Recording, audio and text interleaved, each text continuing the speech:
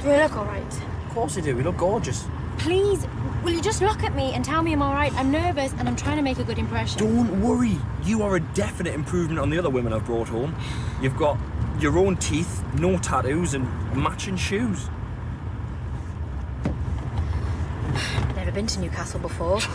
Oh, whoa. We're not in Newcastle. We're in heaven. Heaven where dreams come to die. I can't see anything wrong with this place. All right, watch this. All right, Big Keith. Formal wear this evening, is it? Shirt's in the wash, man. See that? Not me good shirt. Me shirt. Do you think your mum and dad will be okay about it? Yeah, I reckon they'll be fine. Hi, Mum. This is my girlfriend. Well, she's not really my girlfriend. We got drunk on holiday in Vegas and now we're married. Past the sprouts. You can't. You're having a fatal seizure.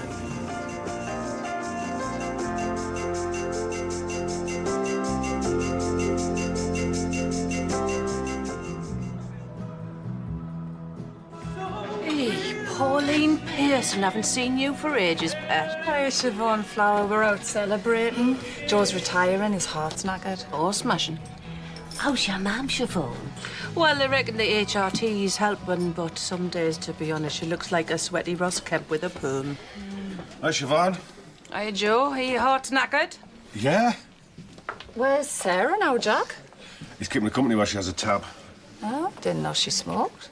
You don't smoke? I know. I just wanted a moment alone. Oh, they're doing your head in. I know Mum's driving can be a bit chilling. It was like an Alton Towers ride. The people carry as our prized possession, though. It's easily overtaken the hostess trolley.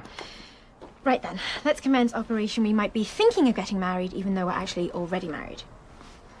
Let's go.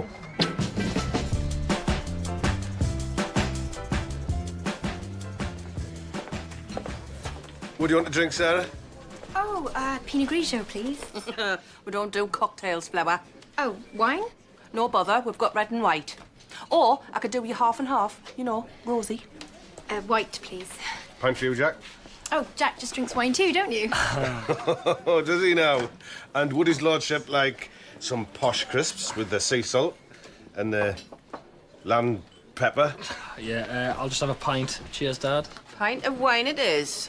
No, just lager, Siobhan. Hey, hiya, Denise. Hiya, Vic. Hiya, Jack. Hello, Denise. Hey, Denise, you look proper lush. Denise, this is Sarah, Jack's new lass. Hello. She's Jewish, Denise. Is that what you're into these days? Sarah, this is Denise. That was on the phone before. So, how's the patient? Oh, sorted now, thanks, pet. I just chucked a Yakult on it. Do you still like Yakult, Jack? No, I got put off it. Shame. See you later. Is that Sheila Fairclough over there? Aye, she must have nodded off again. You look at her now, you'd never think that she was Miss Eben 1979, 1980 and 1982. What happened in 81? Risley Remand Centre. Fighting to the semi-finals. Town crier lost an eye.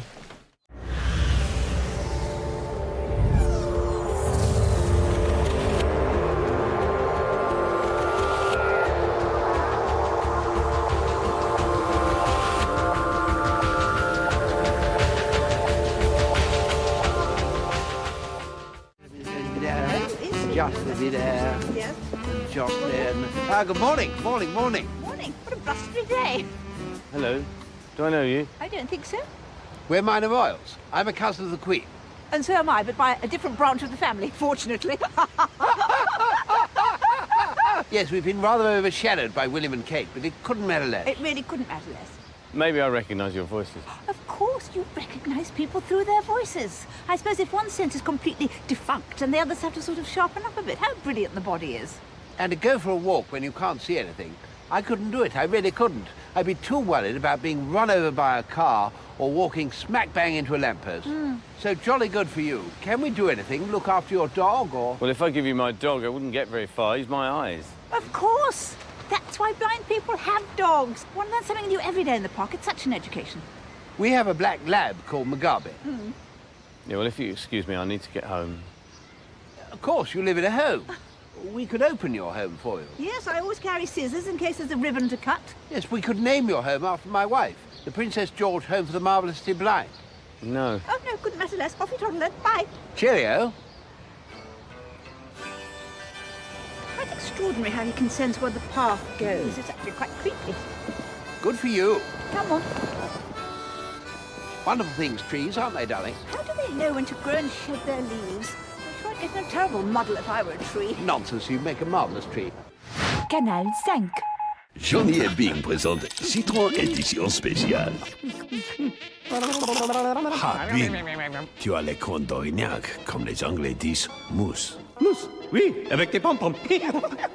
Et tu manges le pompon et le pamplemousse. C'est comme de la citron, pompon, pompon, pompon, mousse, mousse. Édition spéciale de pompon, pompon, pompon, mousse, mousse. Citron, pompon, pompon, pompon, mousse, mousse. Édition spéciale, nom improbable. Oh, did I tell you I'm getting married on Saturday? Really? Who's the lucky filly? I don't know yet. It's only Tuesday. Still plenty of time. That's true. She looks nice. I'll marry her. Excuse me, young lady. Will you marry me? You have such handsome, wavy hair. I'd love to. I could stay at home and cook and clean for you, and laugh at all your jokes and look happy and pretty for you. Well, that's splendid. I'll see you at St. Margaret's Church on Saturday at 3 o'clock sharp. Don't be late or I'll be livid. What about children? Given them much thought? Heavens, no. I have now. We'll have 5, 3 boys and 2 girls. We'll call the boys John and the girls Janet. Nanny will look after them in the nursery. When they're 18, they can go to university, and after that I'll meet them and see if I like them. You'll probably need a bigger house, what with all those children and a nanny and so forth. That's a good point. Bill? Hello, Bill. How's the bank? Oh, you know, full of ledgers. Now, listen, Bill, I'm getting married and having 5 children on Saturday, so I'll need a mortgage for a bigger house. Nothing fancy, just a villa on Hyde Park or something. Oh, better write you a check out here and now. Won't you need some kind of security? Oh, you're a good sort, aren't you? So all of us. Decent of you, Bill. Bill, to my future wife. What's her name? Do you know I don't know? I don't suppose it matters. I'll call her Darling. Unless, of course, she breaks some of the family crockery or loses a house key, in which case I'll call her you bloody fool.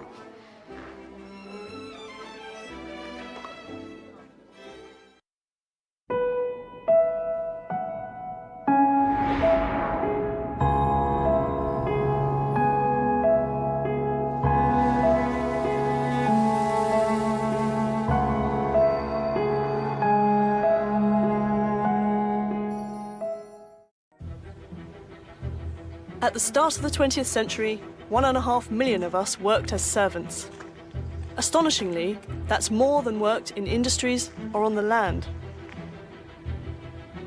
My great-grandmothers were servants, and coming from this background, I want to find out about the reality of their lives. Country houses like these simply wouldn't have been able to function without a whole army of staff working away above and below stairs.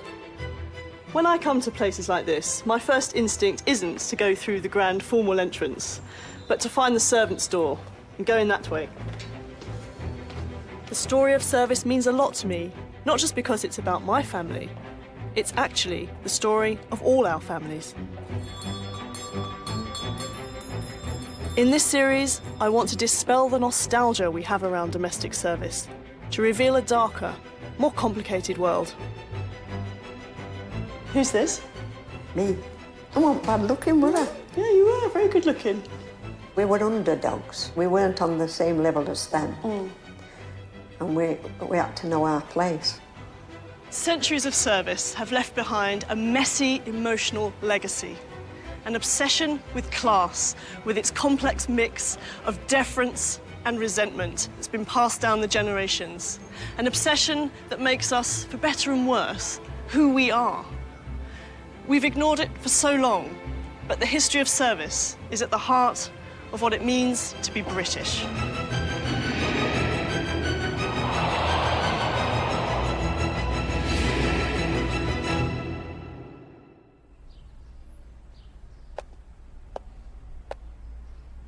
This is a classic 1930s house. The families that moved out to these suburbs were full of hope and optimism. They were building a new way of life. And you can see it in the sunrise motif over there, which was everywhere at the time. What's really interesting is that this new way of life required a different kind of servant. It's hard to imagine that these small houses had room or a role for servants. Lots of families still wanted the status and the labour of having some kind of servant, and so they compromised by having a day servant. Okay. Somebody that, you know, was kind of like a cleaner, but we don't really have cleaners at this point. So day servants would still have looked very like traditional servants. Still wear a uniform. They might well have worn the uniform, they might well have come in pretty early, so they might have come in at about 7 o'clock in the morning, and again left fairly late. So they still have the long hours. The suburbs were not a servant-free zone. So this kitchen is modern because it's full of labour-saving devices, the cooker and the gas and the fridge, but it's also part of the house. It's integrated, isn't it? There's a kind of proximity to the rest of the house. That's right. Kitchens were being pulled in to family life. I wouldn't say they're yet the kind of the heart of the home, which they become after World War II, but nonetheless, this might be a family room. You might have the family breakfasting in here all together. But we also need to remember that there were real limits to that. So although it's a bright, cheerful, sunny room and it's kind of just, you know, a step away from the other rooms in the house, this was also the servant's domain. And if you just look out here, she would have been expected to use this little outside toilet. So it's really clear that servants were not being invited to use the indoor facilities. Indoor bathroom. Yeah.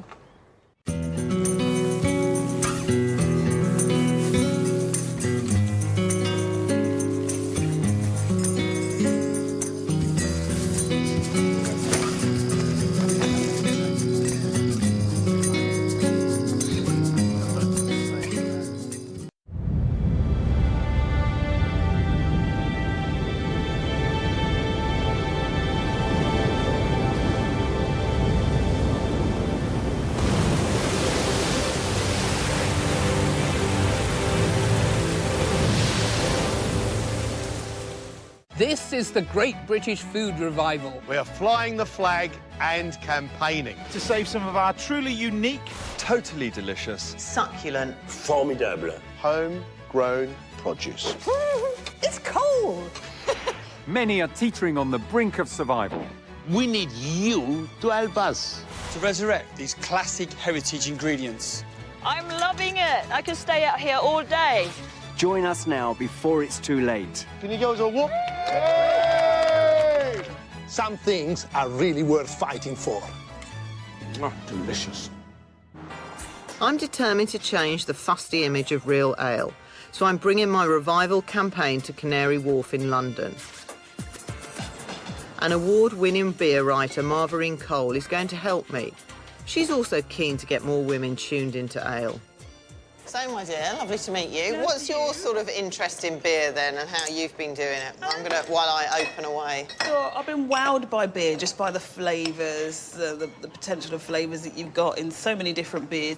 And I think lots of women just think that beer equals lager. Yeah, I agree. And then they kind of go, oh, lager, it's too bitter for me. And there is a massive fear of the dark beer, as I call it. People, because it is, people go, is that a dark one? Ooh, it's dark. Ooh. And people actually really make their judgments about what they're going to drink by the colour. Well, I think the pints puts people off. Yeah. You know, it's the amount, isn't it? I also think, you know, that whole thing about beer bellies, Angela, come on. You know, everyone thinks, oh, you drink beer. Well, it's everything in moderation, isn't it? You drink lots of wine, you're going to put on weight, you know. It's a great alternative with food, isn't it? Without a doubt. Marvarine's an expert on matching different ales with different foods, and we're starting with mozzarella and a pale ale. So we'll have a little dig into a bit of the mozzarella and just see how that tastes. OK. So again, you get that down, and then you see where it goes with the beer. Well, we'll kill it, actually, the food. Beautiful.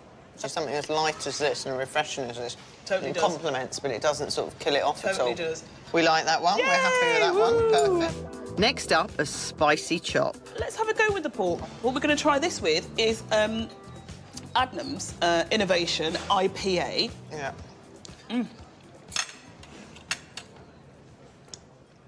Right, it's a great match. I've definitely converted. Ooh la la. Too much. Cheers to that. Cheers. I'm a fan, but now we have to convince 30 city slickers to ditch their white wine for ale. And to really convince them, we're matching up ales with different foods. Take a bit of the food, take a bit of... Yeah, take a little bit of the spice, take a bit of the beer, and then go back to the food, go back to the beer. See what you think. Oh, good. Those, yeah, they're lovely. It almost dulls the bitterness of the beer. That's exactly what a lot of people say. The food makes it smoother, it contrasts it and stuff, yeah? In my mind, Margarine, it seems to have gone very well. How do you think? I am over the moon. I think it's been brilliant. And I just love the surprise faces, don't you? It's been great working with you, kiddo.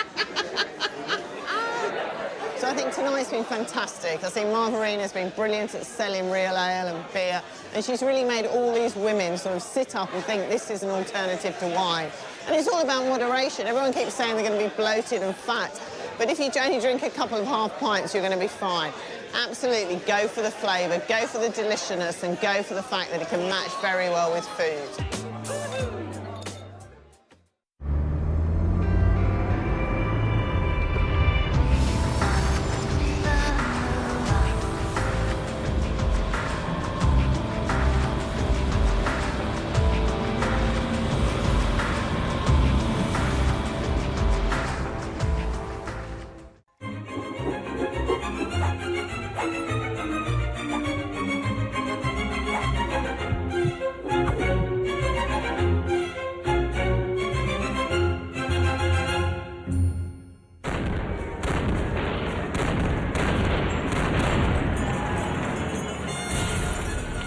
A wartime air raid.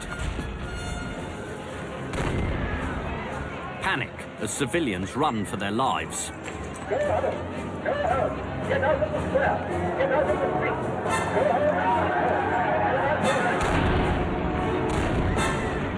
street! Not much evidence of keeping calm in a crisis here.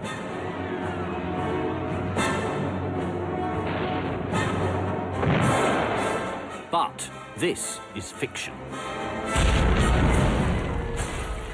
This terrifying footage is taken from the 1936 film Things to Come, written by H.G. Wells, adapted from one of his own novels.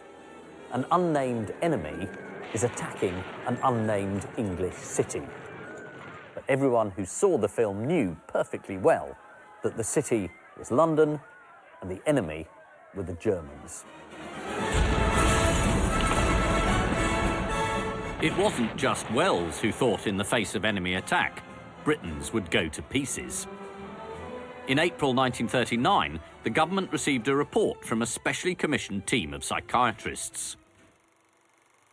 They warned that air attacks on the home front could create 3 times as many mental casualties as physical ones, thus swamping their institutions with millions of psychiatric cases. One director of an institute said he would be unable to deal with more than a few teaspoonfuls of the casualties that would undoubtedly occur. The truth was that no one really knew what would happen until the bombs began to fall for real.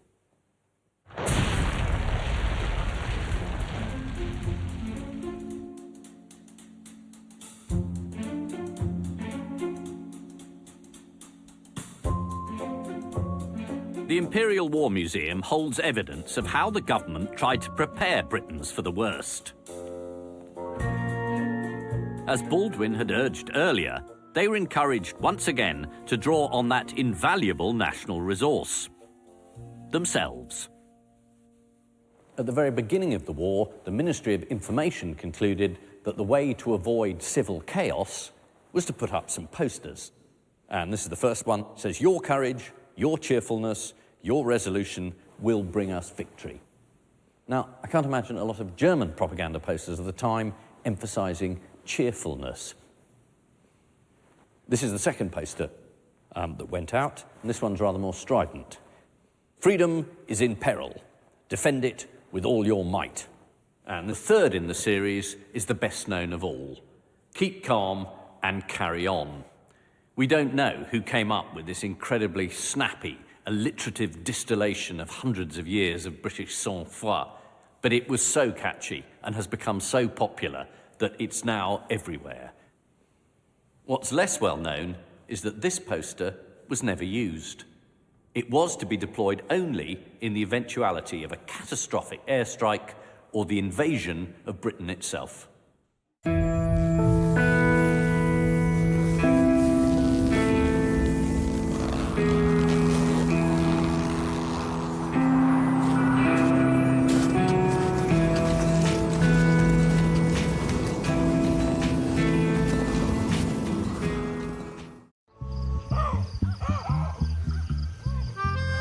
In the deserts of Ethiopia lives an extraordinary monkey, the Hamadryas baboon.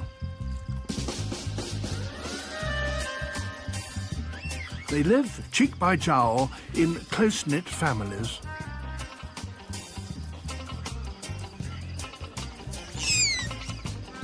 Young babes in arms with their mothers, feisty teenagers ready to leave home, and wise old grandparents who've seen it all before. As with all families, sometimes they fall out.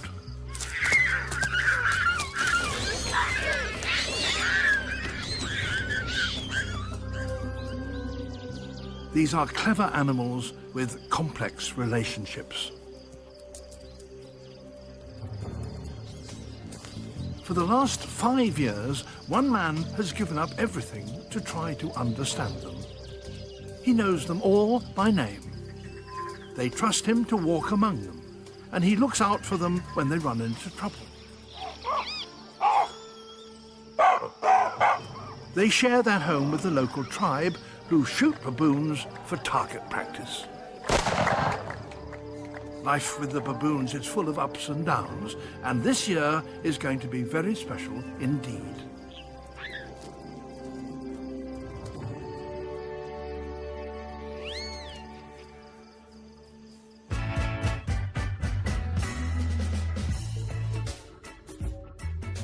Awash National Park lies in the scorched desert lowlands of eastern Ethiopia. It was once the favourite hunting ground of the Emperor Haile Selassie, and his favourite spot for bathing was a volcanic hot spring in the middle of the desert. Today, this very same palm oasis is home to a very special band of Hamadryas baboons. They live high on the cliffs in one large group, over 200 strong. There's no single leader in the group, but the lion-like males rule the roost and lord it over their harems of females. For the last 5 years, every detail of the baboons' lives has been intimately observed by a pair of biologists.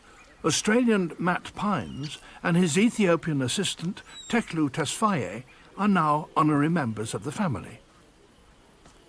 It's a very special feeling to be amongst wild animals and to be accepted by them, to be considered almost a part of their environment. And I don't know if they actually consider me as another baboon or whether they consider me just another animal in their environment that's safe to be around.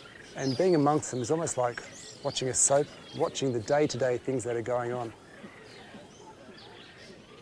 There are a number of individuals here that I absolutely adore, and every time I cross their path, I just give a little greeting to them. Back here we have Critical, and he's now got himself 4 females quite quickly.